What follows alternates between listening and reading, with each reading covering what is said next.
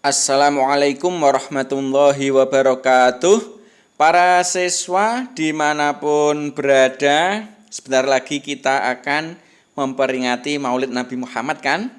Nah, kali ini akan ada satu materi tentang peringatan Maulid Nabi Muhammad yang berjudul Kisah Hidup Nabi Muhammad Sallallahu Alaihi Wasallam. Kalian kira-kira sudah tahu kisah hidupnya mulai Nabi Muhammad lahir sampai wafat? Ada yang sudah tahu mungkin atau mungkin ada yang belum? Nah, ini nanti akan kita bahas sekaligus apa saja yang bisa kita lakukan dalam rangka memperingati Maulid Nabi Muhammad ini. Langsung saja kita mulai tentang pengertian Maulid. Apa itu Maulid? Maulid itu artinya adalah hari lahir. Ya, bisa juga disebut dengan harlah, ya, hari lahir. Nah, peringatan Maulid Nabi berarti memperingati hari kelahiran Nabi Muhammad. Jadi, Maulid Nabi Muhammad itu sebenarnya adalah memperingati hari di mana Nabi Muhammad dilahirkan. Kalian masih ingat atau ada yang sudah tahu kapan Nabi Muhammad itu dilahirkan? Ada yang tahu mungkin? Nah, Nabi Muhammad itu dilahirkan pada hari Senin tanggal 12 Rabiul Awal, tahunnya tahun gajah. Jadi Rabiul Awal ini merupakan bulan umat Islam. Kalau bulan yang umum kan ada Januari, Februari itu. Kalau di bulan-bulan umat Islam, kalender Hijriah itu dimulai dari Muharram, Safar, Rabiul Awal. Nah, ini Nabi Muhammad lahir pada tanggal 12 Rabiul Awal, tahunnya adalah tahun gajah. Kenapa disebut tahun gajah? Karena pada saat itu ada tentara bergajah di bawah pimpinan Abraha yang akan menghancurkan Ka'bah. Akan tetapi tentu saja hal itu tidak mungkin atau tidak bisa dilakukan oleh Abraha karena Allah mengutus burung ababil untuk menyerang tentara bergajah tersebut. Ya, makanya pada tahun kelahiran Nabi Muhammad itu disebut tahun gajah. Berikutnya, ayah dari Nabi Muhammad itu namanya adalah Abdullah. Sedangkan ibunya itu bernama Aminah. Lalu Nabi Muhammad terlahir dalam keadaan yatim. Yatim itu apa? Yatim itu adalah anak yang tidak punya ayah atau anak yang sudah ditinggal mati oleh ayahnya. Termasuk ini Nabi Muhammad karena pada saat Nabi Muhammad itu berada di dalam kandungan ibunya, Abdullah yaitu ayahnya Nabi Muhammad ini meninggal dunia. Oleh karena itu ketika lahir Nabi Muhammad itu sudah dalam kondisi yatim. Berikutnya saat kecil, tepatnya pada saat Nabi Muhammad itu umurnya 6 tahun. 6 tahun itu ya seusia TK 0 besar itu ya. Nabi Muhammad ditinggal wafat oleh ibunya, yaitu ditinggal wafat oleh Aminah. Maka pada saat Nabi Muhammad umur 6 tahun itu, Nabi Muhammad sudah yatim piatu, yaitu anak yang ditinggal mati oleh ayah dan ibunya. Lalu dengan siapa Nabi Muhammad hidup? Maka Nabi Muhammad diasuh oleh kakeknya. Kakeknya Nabi Muhammad itu bernama Abdul Muthalib. Ya, itu. Berikutnya, saat ikut kakeknya inilah Nabi Muhammad belajar untuk menggembala kambing. Jadi meskipun Nabi Muhammad masih kecil, tapi Nabi Muhammad itu merupakan anak yang rajin. Buktinya yaitu dengan menggembala kambing. Nah, dengan kakeknya ini Nabi Muhammad juga tidak lama. Karena pada usia 8 tahun, yaitu sekitar kelas 2 SD ya, Nabi Muhammad ditinggal wafat oleh kakeknya. Jadi Abdul Muthalib itu wafat. Lalu Nabi Muhammad dengan siapa? Akhirnya Nabi Muhammad itu diasuh oleh pamannya yang bernama Abu Thalib. Nah, saat Nabi Muhammad ikut Abu Thalib ini, Nabi Muhammad belajar untuk berdagang. Ya, jadi masih kecil mengikuti pamannya berdagang. Ya, ikut-ikutan berdagang. Itu adalah saat Nabi Muhammad kecil. Kemudian saat usia muda, Nabi Muhammad tidak lagi berdagang ikut pamannya, akan tetapi membawa dagangan sendiri. Nah, dagangannya ini milik Siti Khadijah. Jadi Nabi Muhammad menjualkan barang dagangannya milik Siti Khadijah. Nah, dalam berdagang itu Nabi Muhammad selalu jujur. Karena kejujurannya, maka barang dagangannya itu cepat habis karena banyak yang senang.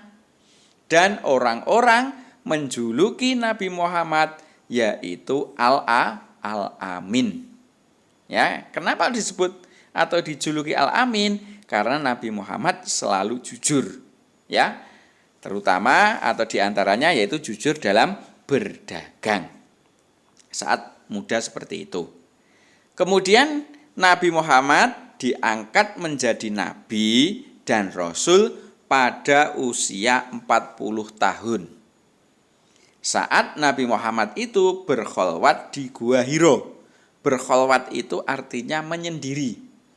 Jadi saat Nabi Muhammad menyendiri di Gua Hiro, maka turunlah malaikat Jibril yang membacakan wahyu. Wahyu yang pertama, kalian ingat kira-kira surat apa? Ada yang tahu? Yaitu turunnya wahyu pertama surat Al-Alaq ayat 1-5. Bunyinya yang mana itu Al-Alaq 1-5?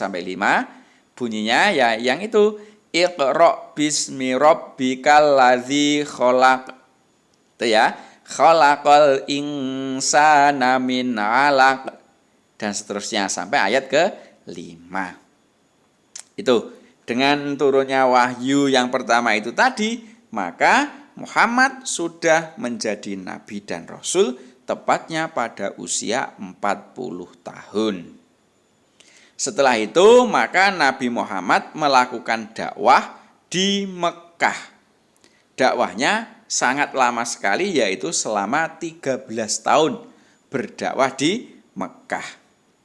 Adapun strategi dakwahnya, yaitu bisa atau berdakwah dengan sembunyi-sembunyi dahulu, karena nanti takut dengan orang kafir Quraisy. Setelah itu maka ada perintah berdakwah dengan terang-terangan. Jadi yang pertama dakwah secara sembunyi-sembunyi, kemudian dakwah secara terang-terangan. Akhirnya dakwah Nabi Muhammad ini diketahui oleh orang kafir Quraisy. Akhirnya orang kafir Quraisy itu merintangi dakwah Nabi, bahkan akan membunuh Nabi. Nah, karena dirasa kurang menguntungkan ya di Mekah dan juga karena diancam akan dibunuh, akhirnya Nabi Muhammad hijrah ke Madinah. Hijrah itu berpindah, ya. Jadi dakwahnya kalau selama ini difokuskan di Makkah, maka Nabi Muhammad melakukan hijrah berdakwah ke Madinah. Nah, perjalanan hijrah inilah dijadikan kalender Hijriyah, mulai Nabi Muhammad hijrah sampai sekarang ini. Itu peristiwanya seperti itu. Berikutnya selama di Madinah, Nabi Muhammad berdakwah itu selama 10 tahun. Nah, dalam kurun waktu 10 tahun ini, dakwah Nabi Muhammad banyak mendapatkan tanggapan yang baik, sehingga banyak orang yang berbondong-bondong masuk agama Islam. Sehingga di Madinah agama Islam menjadi sangat kuat, sehingga bisa mendirikan pemerintahan Islam yang bertoleransi. Maksudnya bagaimana? Maksudnya meskipun negaranya negara Islam, pemerintahan-pemerintahnya Islam, tetapi tetap menghargai orang-orang yang non-Islam yang hidup di Madinah. Jadi meskipun negara Islam, di Madinah itu tidak hanya orang Islam saja yang tinggal di sana. Ada orang yang selain Islam.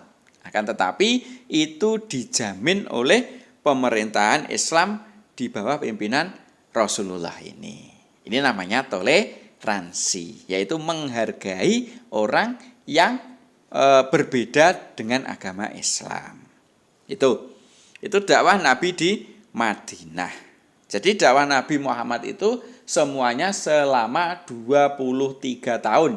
Yang 13 tahun berdakwah di Makkah dan 10 tahun berdakwah di Madinah.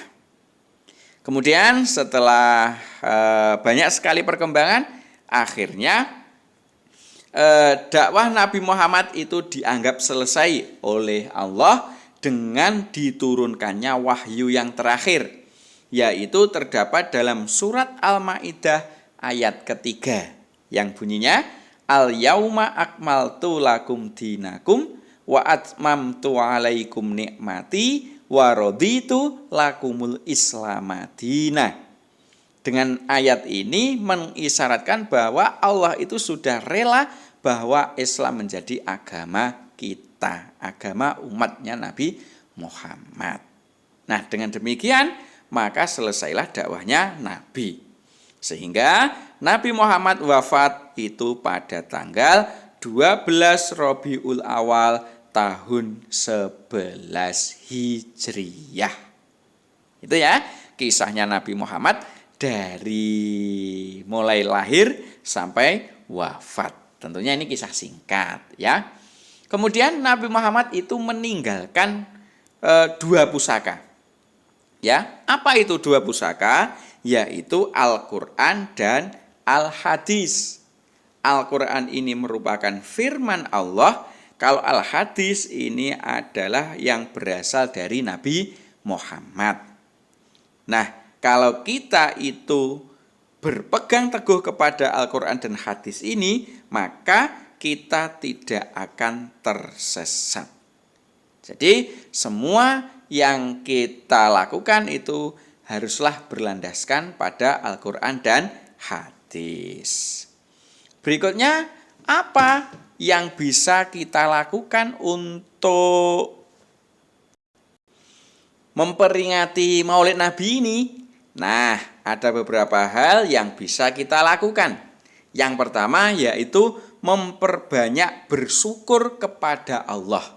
Kenapa? Karena Allah telah menghadirkan Nabi yang menjadi panutan, yaitu Nabi Muhammad.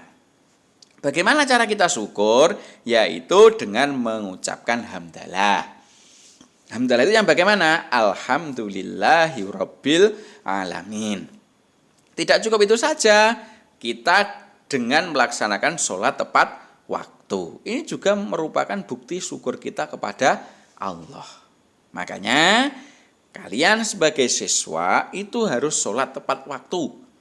Ini dalam rangka momentum untuk memperingati Maulid Nabi Muhammad. Dan lain-lain ya. Tidak hanya sholat tepat waktu saja, tapi ibadah yang lain juga.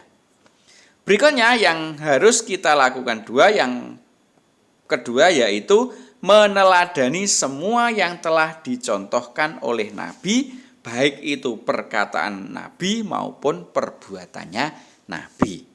Karena Nabi itu sebagai uswatun hasanah yang wajib kita tiru, yang wajib kita contoh. Apa saja yang harus kita teladani dari Nabi Muhammad? Banyak sekali. Ini saya contohkan di antaranya. Misalnya, karena kalian itu sebagai pelajar, ya harus rajin belajar. Nabi Muhammad pun seperti itu. Nabi Muhammad juga orang yang rajin. Kalian juga harus rajin belajar. Kemudian kalian harus pantang menyerah. Pantang menyerah itu tidak putus asa. Tidak boleh menyerah ketika menghadapi masalah. Kemudian kalian juga harus jujur, juga harus pemaaf, dan lain-lain. Itu hal yang nomor 2 yang wajib kita lakukan untuk memperingati Maulid Nabi ini. Berikutnya yang ketiga, yaitu membaca Al-Quran setiap hari dan mengamalkan isinya semampu kita. Ayo, siapa yang setiap hari di rumah membaca Al-Quran? Pasti ada ya, 1-2. Nah, mungkin kalau yang belum, ayo mulai saat ini mumpung kita memperingati Maulid Nabi, ayo kita perbanyak membaca Al-Quran. Karena Al-Quran itu merupakan salah satu pusaka yang ditinggalkan oleh Nabi Muhammad. Seperti yang dijelaskan di depan tadi. Berikutnya yang keempat yaitu selalu memperbanyak sholawat Nabi. Ini merupakan bukti bahwa kita itu cinta kepada Nabi. Salah satunya yaitu mengucapkan sholawat. Bagaimana bunyinya? Ya macam-macam. Kalau yang paling sederhana ya Allahumma sholli ala Muhammad.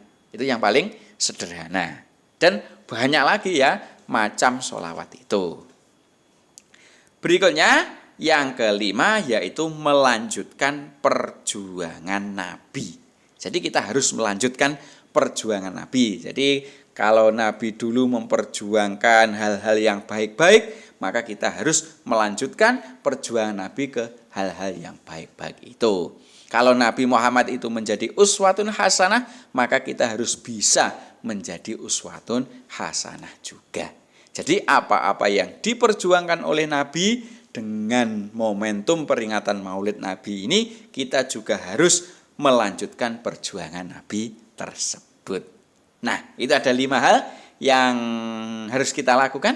Kira-kira bisa ya kalian melakukan ini? Pasti bisa.